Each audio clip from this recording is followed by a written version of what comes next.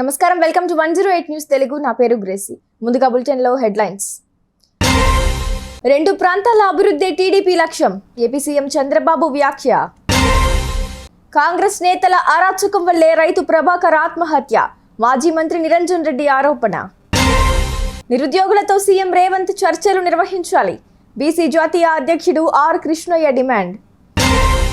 రేపు విజయవాడకు వెళ్లనున్న CM Revanth Reddy YS Rajasekhara Reddy జయంతి సభకు హాజరు.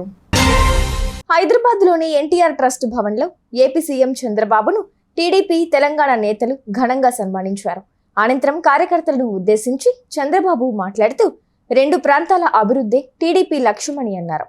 తెలుగు రాష్ట్రాలు తనకు రెండు కళ్ళు అని చంద్రబాబు మరోసారి ఉద్ఘాటించారు.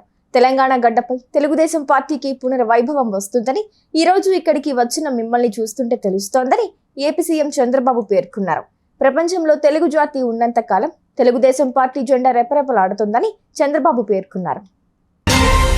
ఖమ్మం జిల్లా ప్రొద్దుటూరులో ఆత్మహత్య చేసుకున్న రైతు ప్రభాకర్ కుటుంబాన్ని బీఆర్ఎస్ నేతలు సింగిరెడ్డి నిరంజన్ రెడ్డి, పల్లా రాజేశ్వర్ రెడ్డి పరామర్శించారు.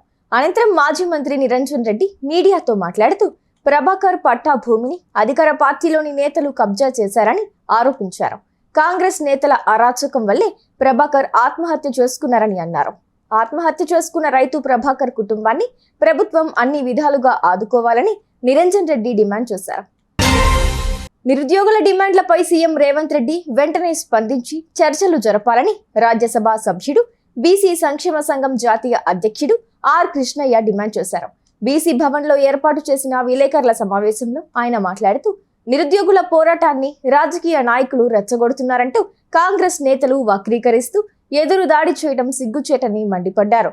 కాంగ్రెస్ పార్టీ ఎన్నికల్లో ఇచ్చిన వాగ్దానాల ప్రకారం 2 లక్షల ఉద్యోగాల భర్తీకి వెంటనే చర్యలు చేపట్టాలని డిమాండ్ చేశారు. తెలంగాణ ముఖ్యమంత్రి రేవంత్ రెడ్డి రేపు విజయవాడ వెళ్లనున్నారు. కాంగ్రెస్ పార్టీ ఆధ్వర్యంలో దివంగత ముఖ్యమంత్రి వైఎస్ రాజశేఖర రెడ్డి జయంతి సభ నిర్వహించనున్నారు. ఈ సభకు హాజరు కావాలంటూ ఏపీసీసీ చీఫ్ వైఎస్ షర్మిల ఇటీవల రేవంత్ రెడ్డిని ఆహ్వానించారు. ఈ నేపథ్యంలో మంత్రులు పొంగులేటి శ్రీనివాసరెడ్డి, కోమటిరెడ్డి వెంకటరెడ్డి తదితరులతో కలిసి రేవంత్ రెడ్డి రేపు విజయవాడ వెళ్లనున్నారు. చూసారుగా, ఇవి ఇవాల్టి బులెటిన్ అప్డేట్స్. మరో బులెటిన్తో మళ్ళీ ముందుకు వస్తాను. అంతవరకు కీప్ వాచింగ్ 108 న్యూస్ తెలుగు.